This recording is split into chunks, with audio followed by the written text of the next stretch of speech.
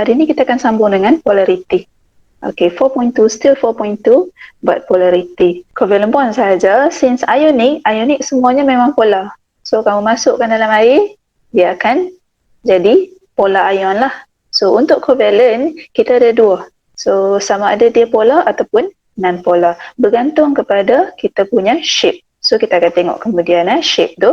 So yang pertama kita nak berkenalan dahulu dengan polarity of covalent bond. So kita tengok covalent bond adalah the chemical bond that involve in the sharing of electron pairs between atoms. So covalent bond between two atoms in a molecule can be classified as non-polar or polar. Bond itu, satu bond tu kita perlu classifykan sama ada polar ataupun non-polar. So non-polar dahulu. So apa itu non-polar bond? Kita akan tengok based on bond. Okay? So satu bond ini kita nak kelaskan. Dan kita nak kelaskan, kita akan tengok atom apa yang di hujung dan di hujung bond itu. Okey, sebagai contoh yang diberi kat sini Cl2. So Cl2 bond between Cl atom with another Cl atom, kita kelaskan dia sebagai non-polar bond. Kenapa? Sebab Cl dengan Cl kita ada same electronegativity. So ingat lagi chapter chemical bond. So electronegativity adalah tendency to attract electron to itself when it is bonded to another element. Okay, so Cl ini dengan Cl1 dengan Cl2 ni, mereka masing-masing bonded to each other dan electronegativity mereka adalah sama. So sama-sama tarik elektron dan distribution of the density of the bonding electron pair is symmetrical. Sebab sama-sama tarik, sama-sama kuat, electron cloud tu dia jadi symmetric. So inilah electron cloud. Dia tunjuk elektron cloud dekat bawah tu. Elektron cloud tu bahagi sama rata. Tak ada satu side lebih besar, satu side lebih kecil. Dua-dua sama side. Okay, so itu adalah non-polar bond. Okay, and then next kita tengok polar bond pula. So polar bond ini adalah between atoms with different electronegativity. Maksudnya satu more electronegative, satu lagi less electronegative. So distribution of the density of the bonding electron pair is asymmetrical ataupun not symmetrical. Kalau kamu tak faham apa itu asymmetrical, dia adalah not symmetry. Bahagi tak sama. So contoh diberi kat sini H dengan Br. So H bonded with Br. H dengan Br mana lebih negatif? Br. Br, betul. So Br is more negative. So H will be more electropositive ataupun less electronegative. Kita boleh panggil sama ada more electropositive ataupun less electronegative. H tu. So since H is less, Br is more, kita nak tunjuk bahawa bond ini adalah polar, bond yang di tengah-tengah ini adalah polar. Macam mana cara nak tunjuk? Kita akan pakai satu simbol. So simbol itu kita letak sebagai vector quantity. So ini adalah vector quantity. So arrow akan menunjuk ke arah negatif. Dan ini kalau kamu nampak dia punya palang dekat hujung ni, dia seolah-olah plus. So arrow will go from more electropositive atom towards more electronegative atom. So H dengan Br ini, arrow akan pergi ke arah Br. Dan plus tu kita akan letak dekat atom H. Macam tu. So ini menunjukkan bond yang ada between H dengan Br itu adalah polar bond. Ini ditunjuk HBr, lepas tu ditunjuk HCl. Kalau kamu nampak dot-dot-dot di belakang itu menunjukkan dia punya distribution of electron cloud. So distribution of electron cloud adalah unfair. So Br akan attract more electron compared to H. Sebab Br more electronegative, tendency to attract electron is higher. Majority electron akan bergerak ke arah Br. So the cross end of the arrow is the positive end and the arrowhead is the negative end. Okay, yang tadi saya explain tadi ni. So inilah kita panggil arrowhead. Ini adalah cross end. Given to you NH, Fn dengan ICl. Dan diminta kamu use a polar arrow to indicate the polarity of each bond. Contoh yang pertama, N bonded to H. Arrow akan bergerak dari mana ke mana? H to N. H to N. Reason? Because N is more electronegative compared to H. Exactly. Okay, excellent. Arrow akan bergerak ke arah N. Okay, dan palang positif akan berada di H. Yang kedua, F bonded to N. Where the arrow will be headed to? F. Okay, F. Okay. So kalau kamu tak confident, kamu tengok je hint diberi dekat bawah tu. So electronegativity diberi. So H dibagi 2.1, C diberi 2.5, F diberi 4.0, oxygen given 3.5, nitrogen 3.0, Cl 3.0, iodine 2.5. Tu dia punya value of electronegativity, meaning that lagi tinggi value, lagi more electronegative, arrow akan bergerak ke arah yang value lebih tinggi. So F dengan N, ini F, ini N. So of course the direction of arrow will be from N to F. Okay, so yang terakhir, I with I to Cl. I ke Cl. So I hanya 2.5, Cl 3.0. Arrow punya size bergantung kepada dia punya difference tau. Okay, contoh tadi ni 4.0 dengan 3.0. So beza dia 1.0 sahaja. So beza dia 1.0, arrow dia tak adalah besar sangat. N dengan H 0.9. So lebih kurang je lah dua ni. Okay, dua ni lebih kurang saja dia punya panjang arrow dia. Tapi kalau I dengan Cl, I 2.5, Cl 3.0. Beza dia 0.5 sahaja. So arrow dia akan getting smaller. Okay, lebih kecil. Okay, size of arrow pun bergantung kepada difference juga. Okay, kita tengok B. Rank the following bond in order of increasing polarity. So dia beri kepada kamu Hn, OH, Hc. Katalah kamu tak diberi electronegativity, memang dalam exam tak diberi electronegativity, kamu kena memorize yang ni. The most electronegative atoms in periodic table, dia akan bergerak macam ni. N, O, F. So, F paling negatif, followed by O, followed by N. Maksudnya, dalam semua atom dalam periodic table, paling negatif adalah F. Lepas tu, second negatif adalah O. The third negatif adalah N. Okay, so N dengan Cl tu lebih kurang daripada electronegativity. Tapi disebabkan size of N lebih kecil daripada Cl, kita cakap electronegativity N tu lebih tinggi. So, bila kamu tengok increasing polarity HNOH dengan CH. So bila dia minta increasing, so kita buat dahululah. Arrow increasing polarity. So yang paling rendah siapa? HC. HC, pandai. Lepas tu followed by koma HN. pandai HN. Okay. NH dengan HN sama je lah. Lepas tu barulah HO ataupun OH. Kalau ada FH, FH lah yang paling tinggi sekali.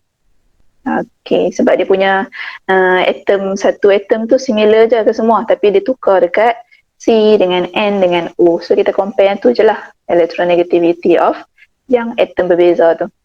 Okay, so itulah cara nak compare electronegativity of bond, bukan molekul lagi, bond. Sekarang baru molekul. So dalam molekul, kalau molekul tu ada polar bond, tak semestinya dia adalah polar molekul. Sebab tu kita nak belajar pasal polarity of molecule sekarang ni. So polar molecule is a molecule that contain polar covalent bond and has non-zero dipole moment. Mu equal to 0. So simbol ini kita panggil sebagai mu. So yang tadi ni, yang kamu buat arrow bergerak tu, yang positif negatif itu kita panggil sebagai vektor. Pada masa yang sama, kadang-kadang kita sebut juga dia sebagai dipole moment. Okay, nanti kalau kamu dengar perkataan dipole moment tu, bermaksud kamu kena buat arrow ni. Indicate the dipole moment on the arrow, on the bond. So inilah yang sepatutnya kamu letak. So non-zero dipole moment, mu equal to 0. A dipole molecule in which the positive and negative pole can be distinguished. Okay, because of the separation of the charge. So kalau bond itu polar, ada pergerakan arrow tu. So arrow, kita punya vektor arrow tu positif ke negatif, bermaksud bond itu adalah polar bond, mu dia not equal to 0. Kita pangkah dekat equal to 0 tu. Palang ni sebenarnya duduk kat sini. So nanti kamu letak dekat nota kamu, palang tu. Mu not equal to 0. Bila mu not equal to 0, meaning that molekul ini adalah molekul yang ada dipole moment. Di ni meaning that two pole. Okay, dua kutub. So satu kutub positif, satu lagi kutub negatif. Okay, non-polar molecules pula. Okay, non-polar molecules dia ada dua. kategori non-polar molecules ni. So polar molecule wajib bond dia mesti polar bond. Polar molecule mesti ada polar bond. Tapi untuk non-polar tak semestinya. Untuk non-polar molecule, yang pertama, dia ada dua kategori. Yang pertama, memang dia ada non-polar bond. So yang ni akan automatic non-polar molecule. So bila dia ada non-polar bond, contoh macam ni lah, covalent bond between atom of the same element, so no electronegativity differences, dia akan form non-polar molecule. So itu adalah non-polar bond forming non-polar molecule. So itu adalah automatic. So contoh diberi dekat sini, F bonded to F. So kita tak ada arrow. Kita cakap ini dia punya mu equal to 0. Ataupun tak ada mu lah. Meaning that tak ada apa-apa. So sama juga dengan O2. So O bonded to O, dia punya awan elektron dia symmetrically divided.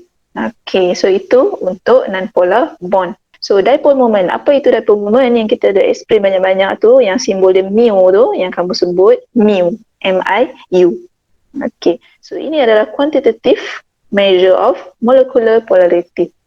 So ini dipole moment. Mu adalah charge darab dengan distance. Unit kita adalah dBA.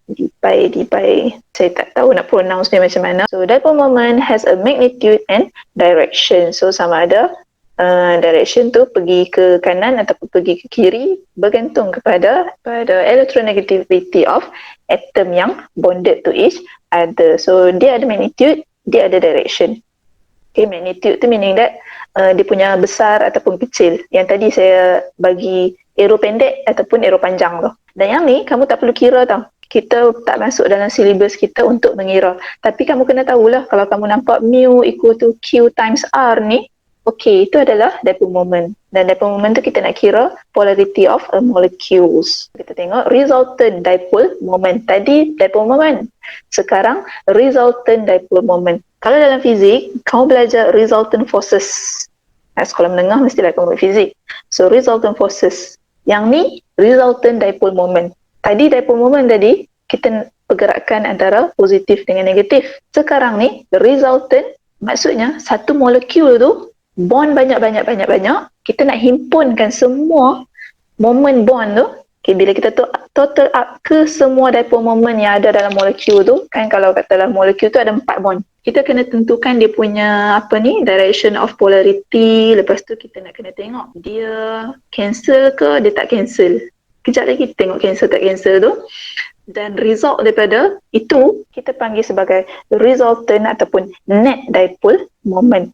Dan kalau resultant net dipole moment ni equal to 0, dia akan jadi non-polar. Kalau not equal to 0, dia akan jadi polar. Ini maksudnya molekul tu memang dia ada polar bond. Okey, ini special untuk polar bond sahaja. Okey, yang ni tadi ni saya kata kategori pertama adalah bila kamu ada non-polar bond, automatic molekul tu adalah non-polar molecule.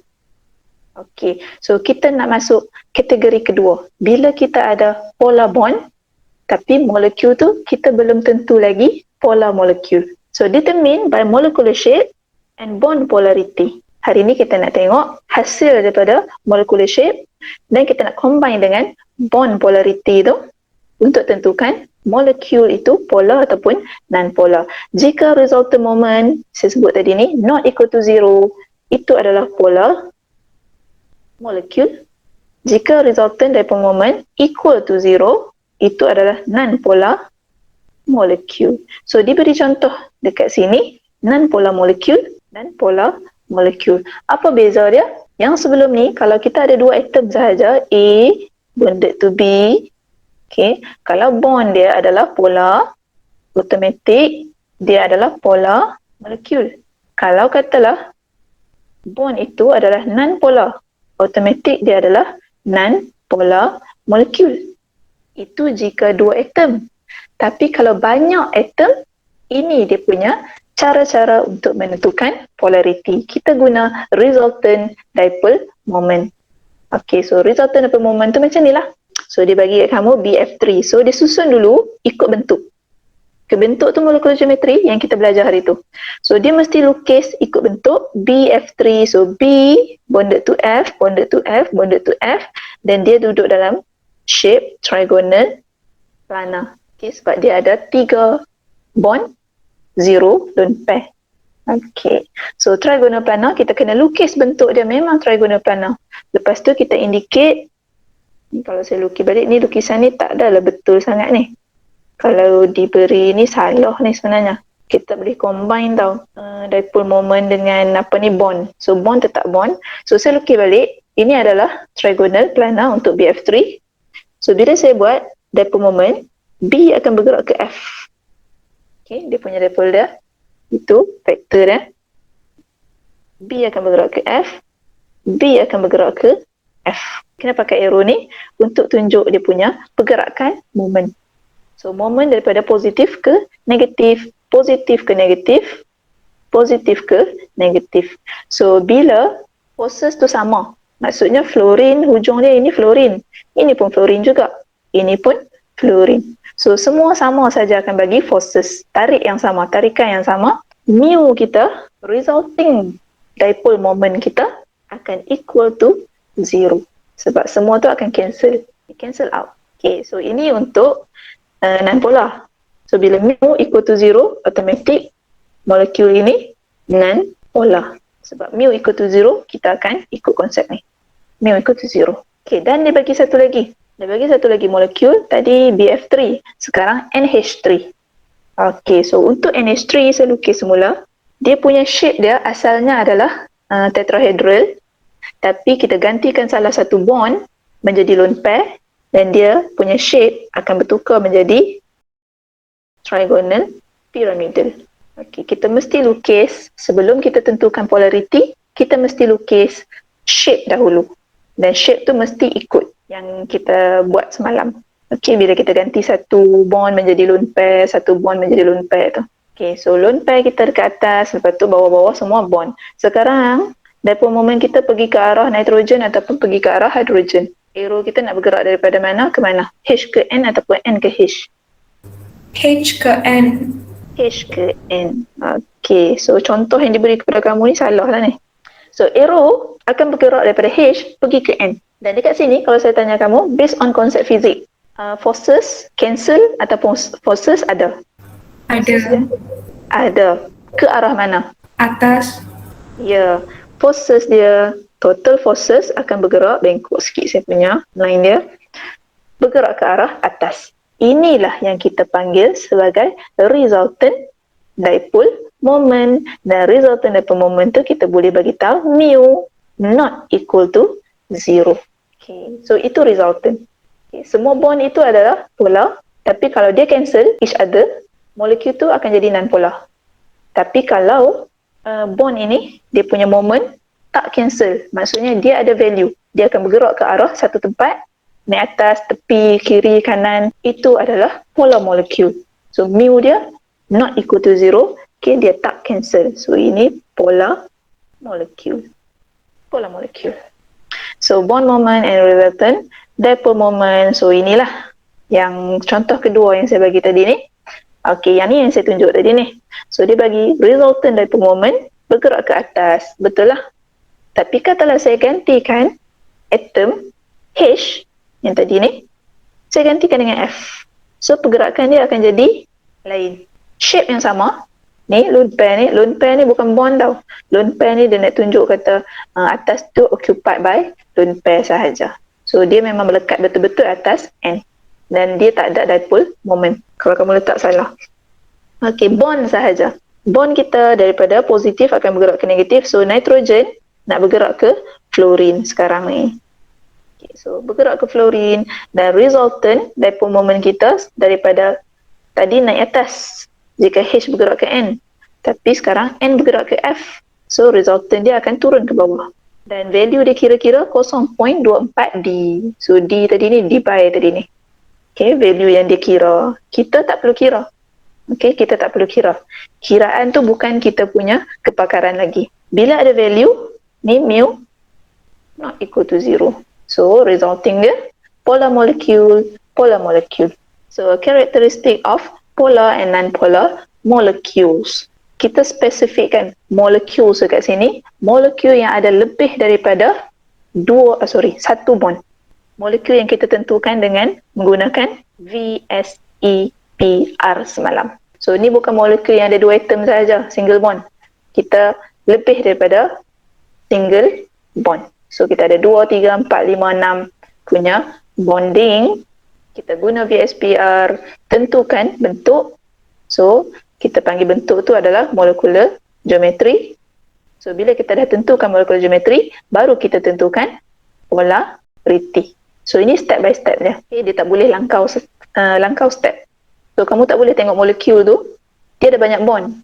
Tapi kamu boleh tentukan polarity terus tanpa buat molecular geometry. So kalau kamu skip, kamu salah. Melainkan bond dia ada satu, shape dia memang linear.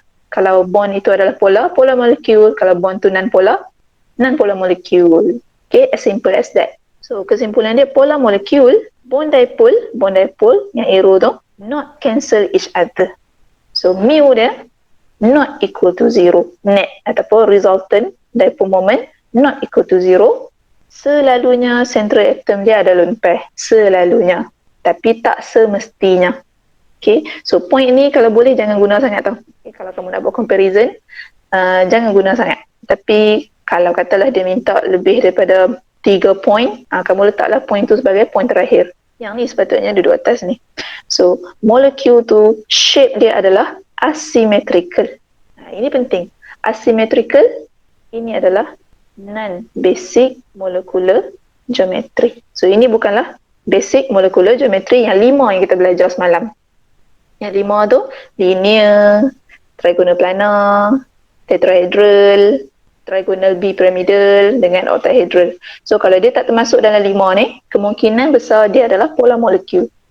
Okay, bagi polar molekul pula, dipole moment dia akan cancel each other. So itu point pertama. Net dipole moment equal to 0. Bentuk dia adalah symmetric. So selalunya dia adalah basic shape. So basic shape yang ada 5 tu.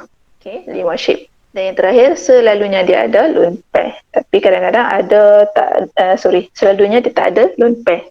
Tapi ada 2 shape yang ada lone pair. Tapi dia tetap non-polar. So itu yang saya kata, point ni tak pernah valid lah, point ketiga tu. Okay, so ni example. Kalau ada single bond, tu satu je bond, kita boleh tentukan terus polar ataupun non-polar. Okay, so bond itu polar ke, bond tu non-polar? Non-polar. Non-polar. So bond ini adalah non-polar bond. So bila dia satu saja, kita terus buat kesimpulan dia adalah non-polar molecule. So itu untuk single bond. Bukan single bond, double bond, triple bond, sama aja. Tapi maksudnya dia hanya melibatkan 2 atom sahaja. Sama juga macam ni. So ada 2 aja atom. Okay, bila ada 2 atom, polar ataupun non-polar bond ni? Polar.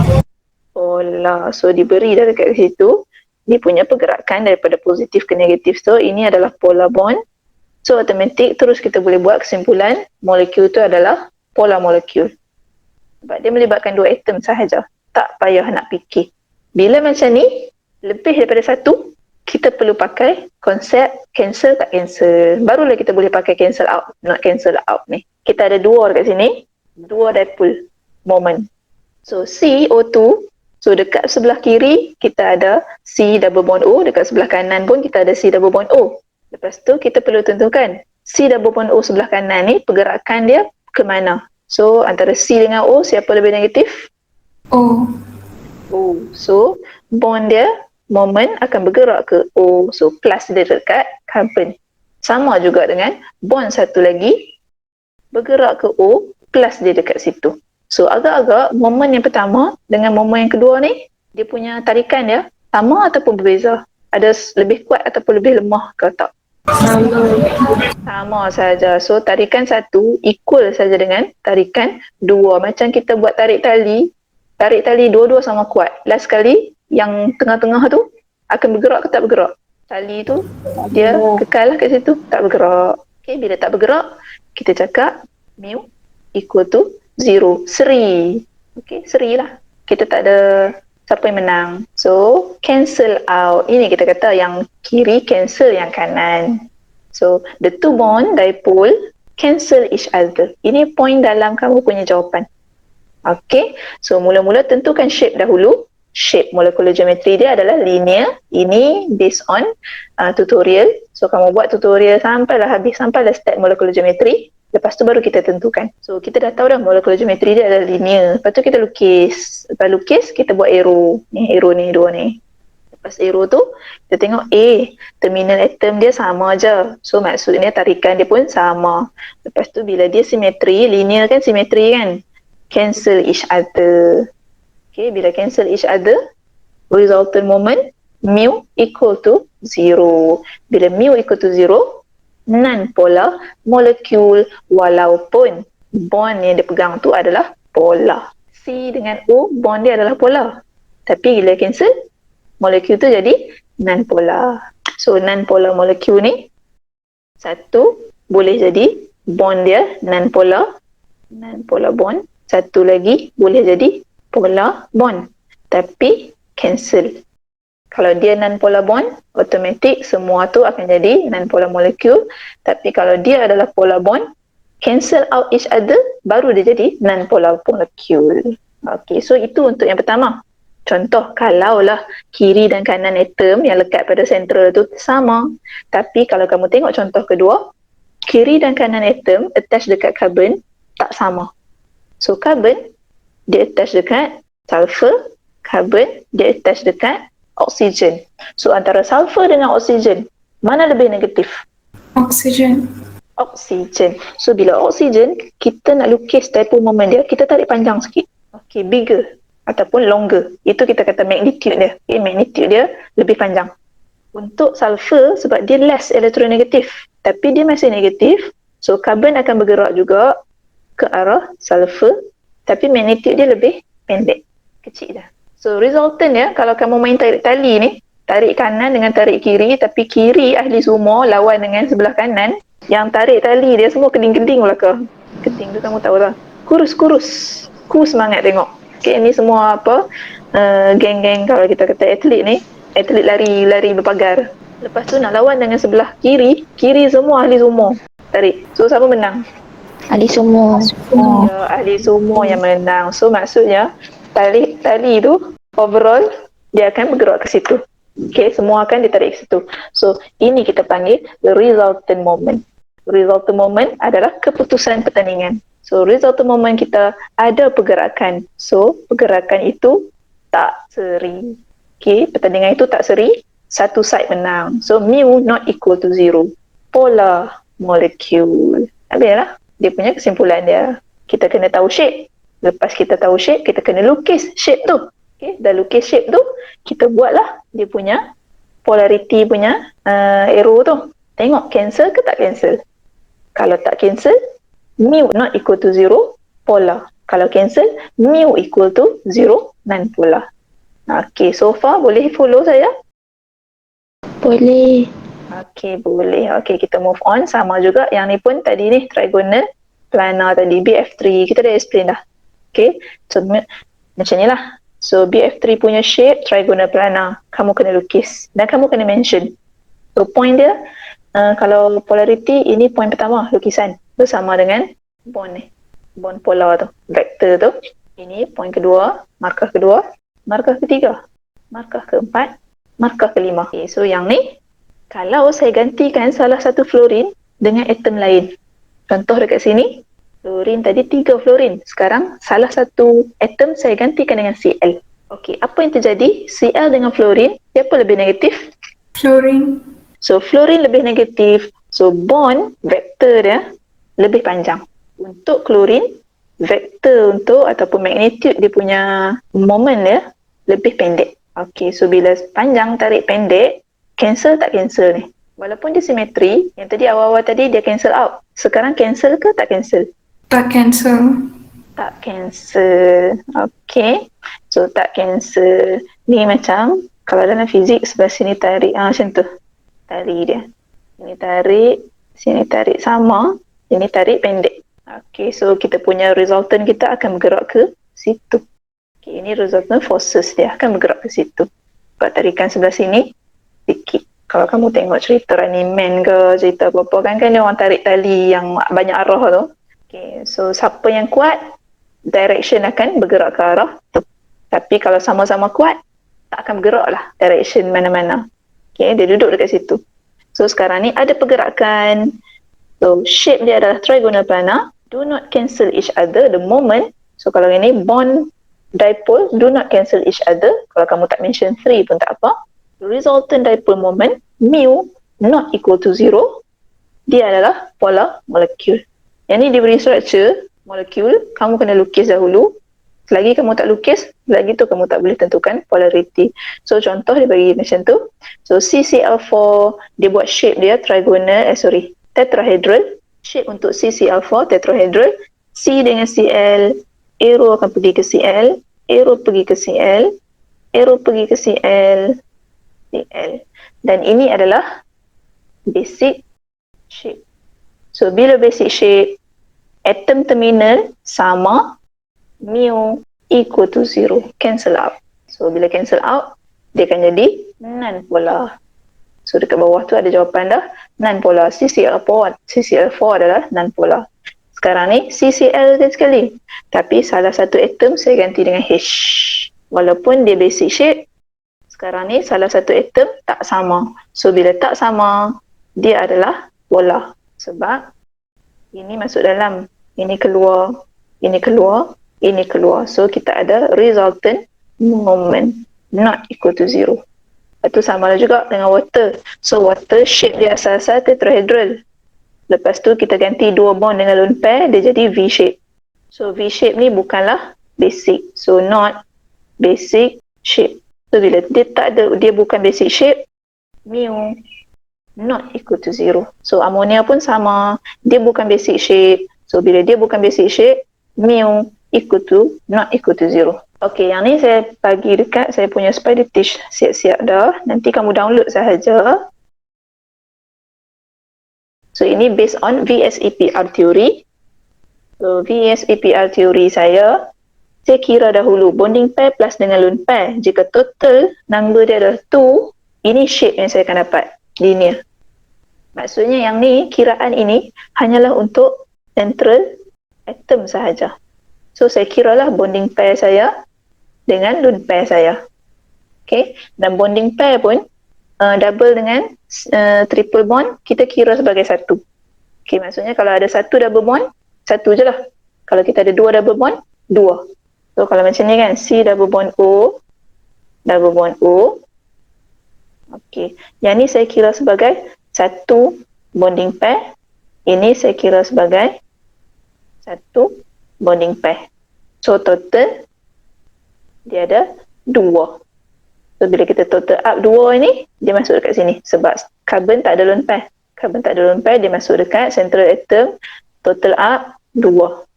Bila 2, kita tengok line yang 2 sahaja dekat situ. So shape dia adalah linear, straight up dapat. Untuk 3, contoh tadi ni, saya bagi kat kamu. Okey, katalah contoh saya buat macam ni. S lah. So S, double bond O, ada lone pair. So double bond ni saya kira sebagai satu sahaja. Double bond ni saya kira sebagai satu. Satu bonding. Double dengan triple kita kira sebagai satu dan satu. So maksudnya saya ada satu bonding. So 2 bonding pair. So saya ada 2 bonding pair. Dan dekat sulfur saja yang kita kira sebab kita nak masuk central saja. So kita ada satu lone pair. Total saya ada 3. So saya nak total tu je. So 3 ini saya akan rujuk dekat kolom 3 ni. Okey, bila total up bonding pair dengan lone pair, saya akan rujuk dekat situ. Dan basic saya tahu, kalau saya tak ada lone pair, basic saya adalah trigonal planar yang ni. Tapi sekarang ni, molekul saya ada satu lone pair. So saya akan refer yang satu lone pair punya. So satu lone pair dengan 3 ni kena bertemu. Okey, so bila bertemu, inilah shape saya. Band ataupun V shape. Barulah saya boleh lukis SO2 saya bentuk V shape. So katakanlah water molecule. So saya ambil lagi satu water molecules. So water molecule O, kalau kamu buat Lewis structure, kamu akan dapat OH, ada 2 lone pair. Okay, so sekarang bagi tahu saya berapa bonding pair yang ada dekat central atom kita? 4. Bonding pair. Bonding Oh, pair. oh, bonding pair. Bonding pair 2, madam. 2, excellent. Lepas tu, lone pair. 2. 2. Okey, yang lain jawablah. Sama-sama. Okey, saya bukan nak marah pun. Satu total up, kita akan dapat 4. Ingat yang kita kira ni hanya melibatkan central atom sahaja. Bukannya terminal. Okey, terminal kita tak pernah kira. Okey, central sahaja. So, dekat kes kita sekarang ni, oksigen kita adalah central. So, bila kita tengok 4, kamu tengok 4 dekat situ, kamu rujuk kolom yang ke-4. So, saya injak atas sikit. So, saya rujuk 4 ni. Yang tu yang saya nak rujuk. Kenapa saya total up tadi? Sebab saya nak rujuk kolom tu. So, saya rujuklah kolom tu. So, kolom tu, dan saya tengok, lone pair saya ada 2. So, lone pair, 2 lone pair dekat sini. So, line dia mesti tarik sini. Dan 4 kena berjumpa dekat situ. So, dekat situlah shape saya. Okey, inilah shape saya. Kalau saya padam, nak tengok shape yang betul. Okey, so, saya kena lukis oksigen. Ikut shape tu. Ni. H kat situ. H dekat situ. Lone pair dekat sini. Lone pair dekat situ. So, itulah molecular geometry untuk water. Okay, boleh follow kan cara nak pakai table ni. Okay, so dah dapat shape. Barulah kita nak buat polarity sekejap lagi. So, yang ni baru nak tentukan shape. Okay, saya bagi contoh lagi. So, H, C, triple bond, N. Okay, untuk central atom, ada berapa bonding pair? 2. Betul. So, triple bond kita kira sebagai 1.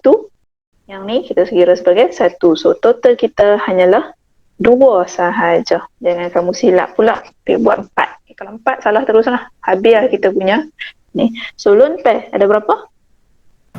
Tak ada.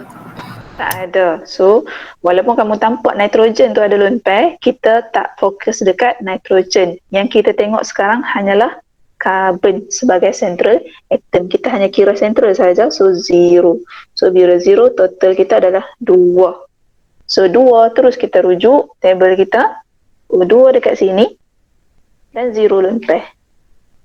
Okay, so 0 lone pair bertemu dekat situ. Itulah shape dia. B, A, B, linear shape. Lepas tu barulah kita tentukan polarity kiri kanan-kanan tu. Okay, polar ataupun non-polar. Boleh faham? Dah faham. Okay, dah faham. Bagus. So, untuk table ni, bila kamu dah tentukan molecular geometry dan kamu akan tengok pula terminal dia. Kalau terminal sama, dia akan follow table ni macam ni. So, yang saya highlight warna kuning tu, so yang ni. So, saya highlight lagi sekali warna hijau. So, 5 basic shape saya. Lepas tu saya tambah lagi. Yang ni, yang ni, yang ni, ini, ini, ini. Okey. So, 5 tambah 3, yang ni dengan yang ni. 3. Itu semuanya non-polar. Kalau terminal atom sama. Syarat dia, kalau terminal atom sama dan mereka termasuk dalam salah satu shape yang saya circle dengan warna hijau ni, itu adalah non-polar molecule, automatic. Selain daripada kotak-kotak yang saya dah kotakkan warna hijau tu, kalau molekul tu dia punya terminal sama ke tak sama ke, duduk dekat shape-shape tu, itu adalah polar. So, yang selebihnya adalah polar. Senang je, kamu rujuk je table ni. Dia shape dia yang ni, terminal sama. Okey, non-polar. Siap. Lepas tu kamu letaklah point yang mu equal to 0, bla bla bla bla tu. Walaupun kamu tak tahu pun nak cancel out, tak cancel out. Okay, so itu polar dengan non-polar orbital overlap. So, orbital overlap ni, kita belajar yang simple. Dalam tutor baru kamu overlap yang susah-susah. Okay, so orbital overlap and hybridization. So, at the end of this lesson, you should be able to draw and describe the formation of sigma and pi bond from the orbital overlapping. Okay, so kita tengoklah orbital overlap. Apa maksud orbital overlap ni? Dia ikut valence bond theory. So, valence bond theory cakap a covalent bond form when orbital of two atoms overlap and the overlap region, which is between nuclei, is occupied by a pair of electron. So, dia hanya cakap macam tu lah. Katalah saya bagi HCl kan. Okay, macam tu HCl. Macam mana bond ini boleh terbentuk? Disebabkan orbital overlap. Orbital overlap ni lah tempat di mana elektron kita isi. Okay, dan di mana elektron yang kita isi itu, itulah formation of covalent bond. Okay, so given to you macam ni lah. So 1s, 2p. Lepas tu, contoh kat sini, ini hydrogen. Ini Cl.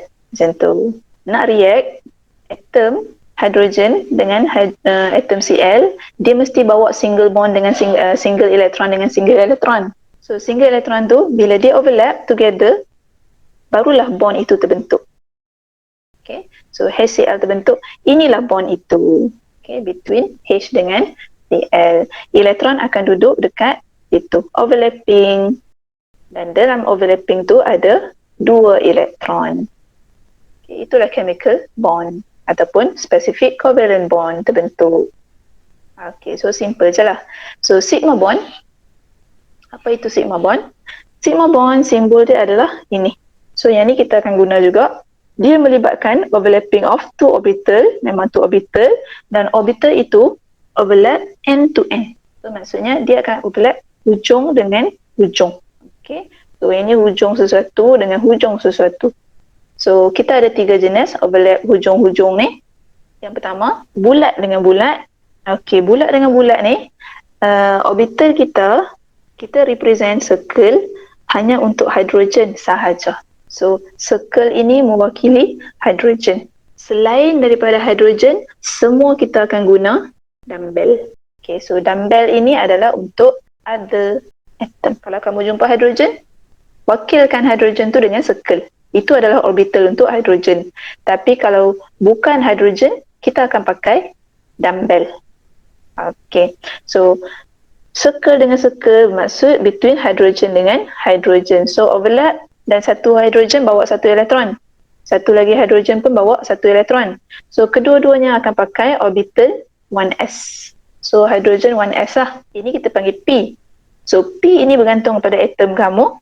Kalau atom kamu datang daripada period 3, maksudnya kita akan label 3P. Okay, dia bergantung pada period. So kalau atom kamu datang daripada period 2, kita akan label 2P. Okay, and so on. Okay, tapi untuk hydrogen, hydrogen memang datang daripada period 1 dan circle tu adalah shape untuk s orbital. Okay, ini orbital overlap. Okay, ini p orbital. Ini s orbital. Chapter 2. Yang second, ini yang pertama, antara hydrogen dengan hydrogen, maksudnya circle tindih circle, lepas tu elektron kita letak dekat di mana overlap tu. So di situlah bond akan form. Selain daripada hydrogen, kita akan pakai dumbbell. So contoh di sini diberi kepada kamu fluorine. So ini adalah fluorine. Ini adalah oksigen. Ini adalah hydrogen. Fluorine datang daripada period 2. So kita label dia sebagai 2P. Dan hydrogen 1s lah. Lepas tu kita dekatkan dan kita overlap. So overlap dia jangan overlap sampai penuh. So overlap dia mesti hujung sikit je. Kalau kita bahagikan kita punya dumbbell ni kepada 4, 1/4 sahaja yang akan tindih. Kalau kamu buat macam ni, ni kan. Lepas tu kamu dumbbell ni the whole thing duduk dalam tu salah tau. So tak boleh macam tu. Okay, so tak diterima. And then satu lagi, dumbbell dengan dumbbell. So nampak dia punya cara overlap dia adalah hujung dengan hujung. So once hujung dengan hujung, itu kita panggil sebagai sigma. Sigma, sigma. So ni dia bagi contoh Cl dengan Cl lah. So Cl datang daripada period 3, so 3p, 3p. Lepas tu hujung dia kita tindih dan kita masukkan 2 elektron dekat tengah-tengah tu, satu spin up, satu spin down. Dia jangan dua-dua spin up, dua-dua spin down. Okay, so dia macam kita masuk orbital lah. Dia pair. Sigma bond ini selalunya adalah the first bond kita buat.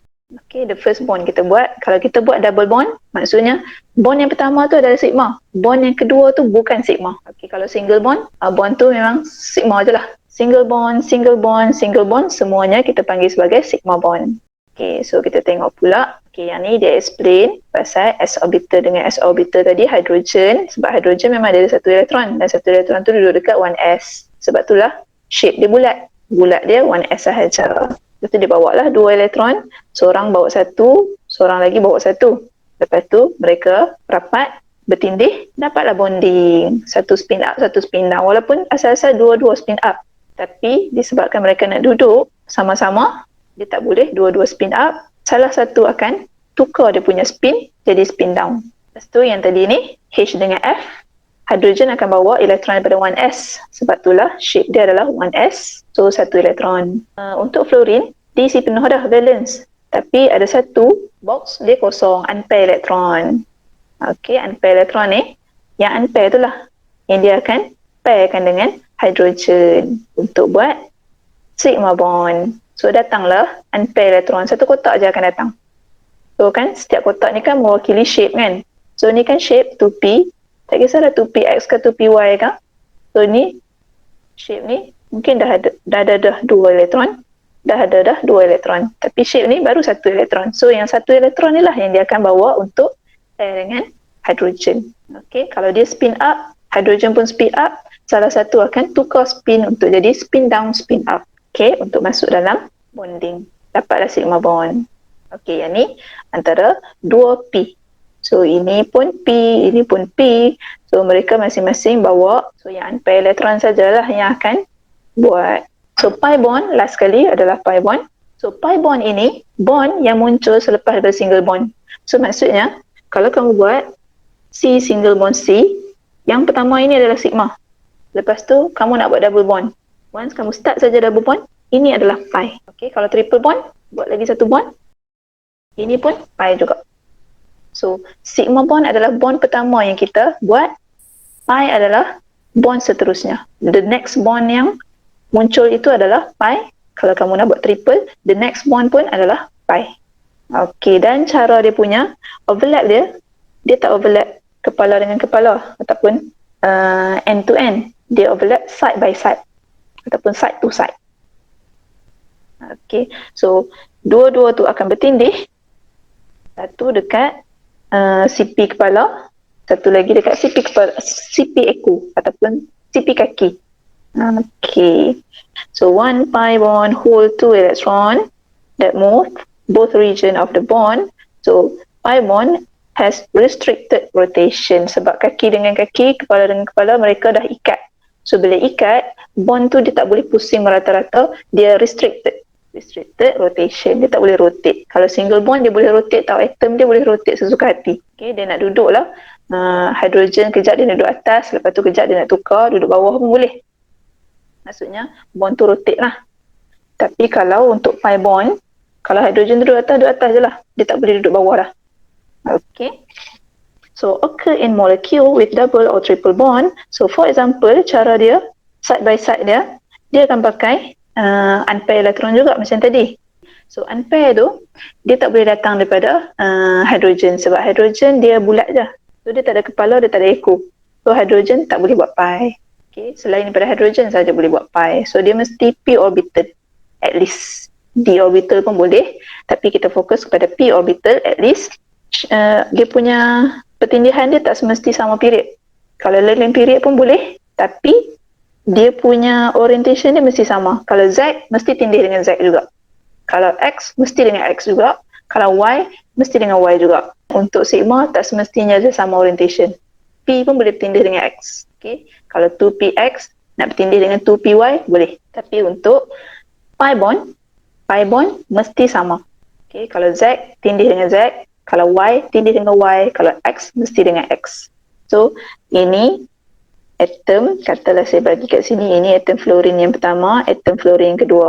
Taklah, ini nitrogen. Okey, nitrogen, fluorine mana boleh buat double bond. Okay, nitrogen dengan nitrogen. So, bila dia duduk dekat-dekat, dia tindih elektron dia tu, satu spin up, satu spin down. Salah satu elektron spin akan bertukar, spin. So, dapatlah pi. Dan pi kita, salah satu side je kita yang akan isi dengan elektron tau. Kalau kamu nak side dekat kaki, kat kepala, kaki kosong je lah. So, dia sama ada kamu letak kat kaki atau kepala. Okay, O dekat sini. Elektron tu pair kan dekat salah satu side. Atas ataupun bawah. Okay, so double bond consists of 1 sigma bond and 1 pi bond. So, bond pertama yang kita buat adalah sigma. Bond yang kedua yang kita buat adalah pi. Lepas tu triple bond, sentiasa ada 1 sigma bond dan 2 pi bond. So, bond yang pertama, saya letak kat tengah-tengah tu, itu adalah sigma. Lepas tu kamu buat double bond, pi. Kamu buat triple bond, pi. So, reminder, the formation of sigma bond formed by overlapping of s orbital SNP ataupun head-to-head p orbitals. Kalau formation of a pi bond, formation of side by side of p orbitals. Okay, habis.